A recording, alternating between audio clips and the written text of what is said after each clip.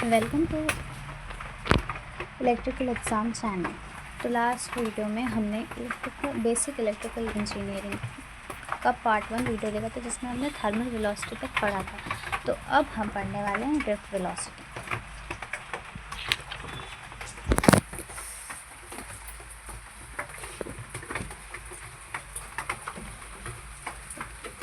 When electric field is applied across the conductor, then each electron experience electric force due to electric field. जब भी electric field में हम लोग electric field applied करते हैं, then electron एक experience करता है एक फोर्स, जो फोर्स होता है इलेक्ट्रिक फील्ड की वजह से। The force due to electric field on each electron is given by, जो फोर्स अप्लाई होता है इलेक्ट्रिक फील्ड को इलेक्ट्रॉन्स पे, वो F is to Q E, ये फोर्स है F is to Q E. इसमें F फोर्स है, Q चार्ज है, E is electric field. Force एक वेक्टर क्वांटिटी होता है, क्योंकि फोर्स के पास अपना डायरेक्शन और मैग्नीट्यूड होता है। तो वेक्टर क्वांटिटी के लिए हम लोग एरो दिखाते हैं, -E into electron.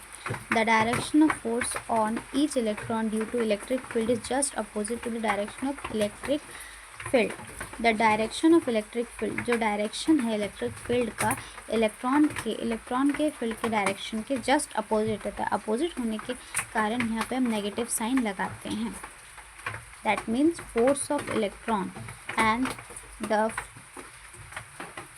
Direction of electron is opposite to each other. Opposite होने के कारण यहाँ पे नेगेटिव साइन लगता है। It is assumed that the direction of conventional current electric field is opposite to the movement of electron। हम ऐसा assume भी करते हैं कि जो कॉन्वेंशनल करंट है वो अपोजिट होता है मूवमेंट ऑफ रे इलेक्ट्रॉन। आप यहाँ देख सकते हैं, जैसे फोर्स ऑफ इलेक्ट्रॉन इस डायरेक्शन में है और करंट का डायरेक्शन इसका अपोजिट है, ऐसा एज्यूम किया जाता है। तो जिस डायरेक्शन में करंट रहता है उसी डायरेक्शन में फ्लो ऑफ करंट भी रहता है, बट फोर्स ऑफ इलेक्ट्रॉन अलग रहता है। इलेक्ट्रॉन का फ्लो इधर होता है।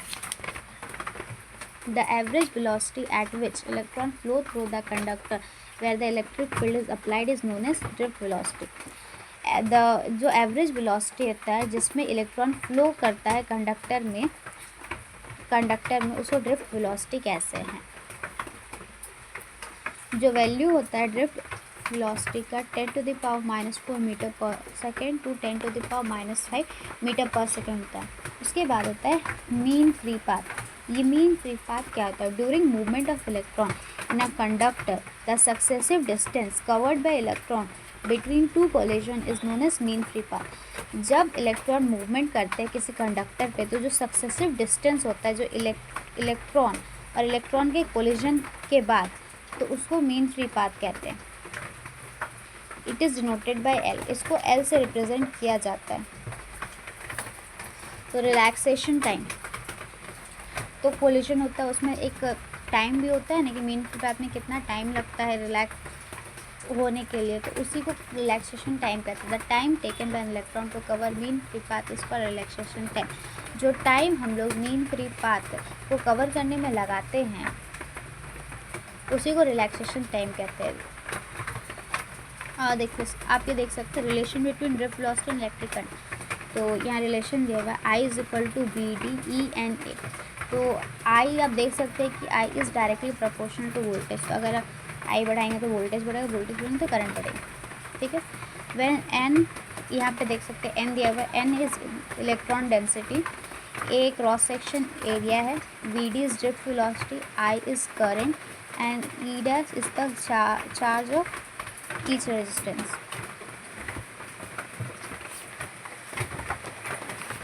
ठीक, उसके बाद नेक्स्ट टॉपिक है electrical resistivity. When electric field is applied across the conductor, then electron aligns in open direction and it started moving in same direction. During this movement, electrons are collides with electrons and the atom to there is opposite to the movement of electron electric current। जब भी electric field applied किया जाता है किसी conductor में, then उसमें जो movement होता है वो सेम डायरेक्शन में मूव कर लेता है। तो मूवमेंट के दौरान जो कोलिजन होता है इलेक्ट्रॉन्स के बीच के कंडक्टर में, तो वो अपोज करता है मूवमेंट ऑफ इलेक्ट्रॉन को। तो इसी को इलेक्ट्रिक रेजिस्टेंस कहते हैं। बेसिकली रेजिस्टेंस एक ऐसा प्रॉपर्टी है जिसमें कोई भी कंडक्टिंग मटेरियल अपोज करता है फ्लो ऑफ इलेक्ट्रिक करंट। तो यहाँ पे रेजिस्टेंस को देख सकते हैं। Electric resistance is the property of any conducting material by which it oppose the flow of electric current when it passes through it. ये रेजिस्टेंस है, इसको डिनोट किया जाता है आर से। ये रेजिस्टेंस की डिस्कवरी जॉर्ज साइमन ओम ने की थी और इसका सिंबल ऑफ रेजिस्टेंस है ओम। इट इज़ मेजर्ड इन ओम। ये इसका सिंबल है, देख सकते हैं रेजिस्टेंस का। और इसका इसको ओम में मेज़र किया जाता है और इसका ऐसा यूनिट भी ओम है। तो हम आगे बढ़ने जाएंगे कि लॉ ऑफ रेजिस्टेंस क्या है। Experimentally it is found that the resistance of any conducting material is directly proportional to the length. इसमें ये लिखा गया है कि जो रेजिस्टेंस होता है वो लेंथ के डायरेक्टली प्रोपोर्शनल होता है। अगर आप लेंथ बढ़ाएंगे तो रेजिस्टेंस भी बढ़ेगा। Same as a cross section area. अब क्रॉस सेक्शन एरिया में क्या होता है? क्रॉस सेक्शन एरिया में जो रेजिस्टेंस होता है वो इन्वर्सली प्रोपोर्शनल होता है क्रॉस सेक्शन एरिया का। आप देख सकते हैं इन्वर्सली प्रोपोर्शनल यहाँ पर लिखा है। Experimentally it is found that the resistance of any conducting material is inversely proportional to their cross section area. R is directly L by A. Now अब हम डायरेक्टली प्रोपोर्शनल को हटाने के लिए कांस्टेंट का यूज़ करते हैं। तो इसमें जो कांस्टेंट का यूज़ होता है रॉ, इस रॉ को रेसिस्टिविटी कहते हैं। तो R is equal to rho L by A. इसको प्रोपोर्शनैलिटी कांस्टेंट भी आप बोल सकते हैं। ठीक है, रॉ को हम लोग निकालना चाहेंगे तो आर ए बाई एल। इसका जो यूनिट होता है रेसिस्टिविटी का ओम मीटर होता है।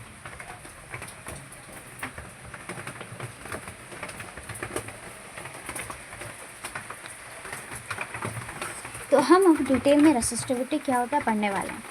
Resistivity of any conducting material is the resistance offered by a cube of the side 1 meter cross its opposite faces। तो देखते हैं रेसिस्टिविटी एक कंडक्टिंग मटेरियल में रेजिस्टेंस ऑफर करता है। जैसे क्यूब लाइक्स एरिया है, उसका सारा साइड ये सारा 1 मीटर है।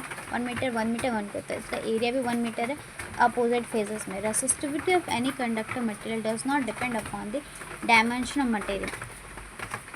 तो रेसिस्टिविटी जो होता है वो किसी भी मटेरियल का डायमेंशन पर डिपेंड नहीं करता। डायमेंशन पे आप देख सकते हैं लेंथ, एरिया, विड्थ, ऐसी चीज़ों पे रेसिस्टिविटी बिल्कुल डिपेंड नहीं करता। Resistivity of any conducting materials depend upon the nature of matter. तो जो रेसिस्टिविटी होता है वो सिर्फ जो नेचर होता है मटेरियल उस पर डिपेंड करता है और टेम्परेचर पे। तो आगे लिखा हुआ resistivity of any conducting material is depend upon the surrounding temperature. कुछ इंपॉर्टेंट बातें रेसिस्टिविटी के लिए। Resistivity is introduce to compare electric property of conducting material. तो रेसिस्टिविटी को इंट्रोड्यूस किया गया था इलेक्ट्रिकल प्रॉपर्टी जानने के लिए किसी भी कंडक्टिंग मटेरियल का। तो आप देख सकते हैं इससे पता चलता है कि कॉपर इज जिसका रेसिस्टिविटी कम होगा वो अच्छा कंडक्टिंग मटेरियल होगा। तो copper is a good conductor of electricity. जैसे देख सकते हैं इसका रेसिस्टिविटी कम है, एल्युमिनियम का ज़्यादा है, तो इसका मतलब ये गुड कंडक्टर है, ये इसके रिस्पेक्ट में कम गुड कंडक्टर है।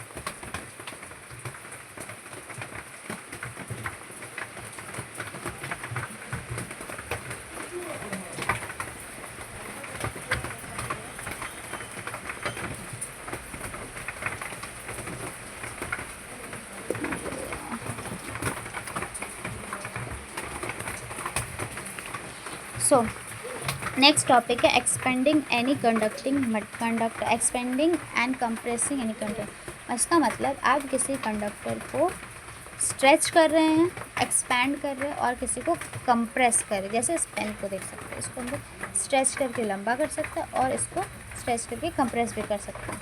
ठीक है, तो आप उसमें देख सकते हैं आर का जो फॉर्मूला R1 यहाँ पे स्ट्रेच कर रही है, छोटा था, फिर इसको लंबा करके स्ट्रेच करके इतना बनाया गया। तो R1 जो था इसमें रॉ 1 L1 A1 ओम। सो जो नया ये वाला है R2 इसका R2 ρ2 L2 A2, ठीक है। अब इन दोनों इक्वेशन को हम लोग डिवाइड कर देते हैं, R2/R1 ρ2 L2 A2 R1, इन दोनों को हम लोग डिवाइड करते हैं। तो इससे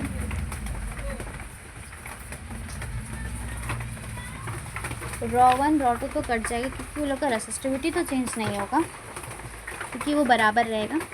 लेंथ एरिया डिफर कर सकता है। तो देखिए, एक्सपेंड करने के बाद जो रेशियो निकल रहा है R2/R1 is equal to L2/A2 L1/A2। तो ड्यूरिंग एक्सपेंडिंग और compressing a conductor its volume is remains constant, that is L1A1 is equal to L2A2 is constant.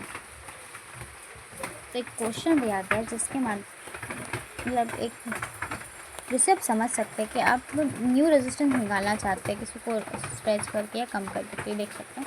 If a conductor stretch such that its length become n times, then the find its resistance if its old resistance is R। अगर कोई conductor को हम लोग stretch करते हैं जो कि जिसका लेंथ n टाइम्स बढ़ जाता है, तो उसका रेजिस्टेंस फाइंड करना है ओल्ड रेजिस्टेंस के रिस्पेक्ट में।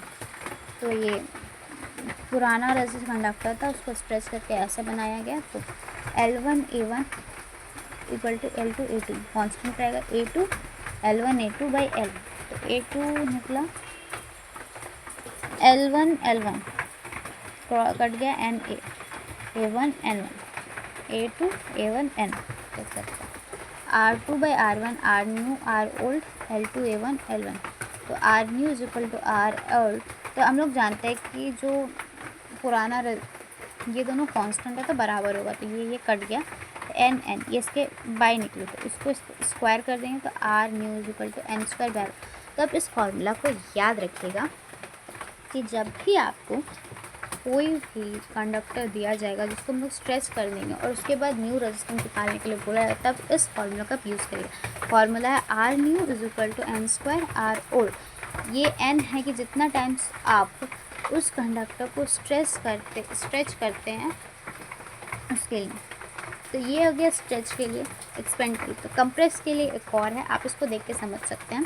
इसमें जस्ट अपोजिट होता है, जैसे R2 R1/N²। तो इसमें क्वेश्चन क्या लिखा एक बार आप सुन लीजिए। If a conductor compress such that its cross section area becomes n times to the process the value find the new resistance. तो इसमें सेम वही लिखा गया, बस थोड़ा चेंज कर दिया कि इसमें एक्सपेंड हो रहा था, इसमें कंप्रेस्ड हो रहा था। इसमें लिखा है कि कोई भी कंडक्टर है जिसका क्रॉस सेक्शन एरिया को n टाइम्स हम लोग बढ़ाते कम कर रहे हैं, कंप्रेस्ड कर रहे हैं, तो न्यू रेजिस्टेंस क्या होगा। देखिए ये सेम है, कांस्टेंट रहता है, तो L/N × A इसको बढ़ा रहे हैं n टाइम्स न्यू रेजिस्टेंस में, तो आपको निकलेगा R2 R1/N²। तो हम लोग का कंक्लूजन क्या निकला, अगर आप एक्सपेंड कर रहे कंडक्टर तो लेंथ, किसी का एक्सपेंड करने से लेंथ बढ़ेगा, एरिया घटेगा किसी भी कंडक्टर में, तो न्यू रेजिस्टेंस वो निकलेगा R2 N² R1।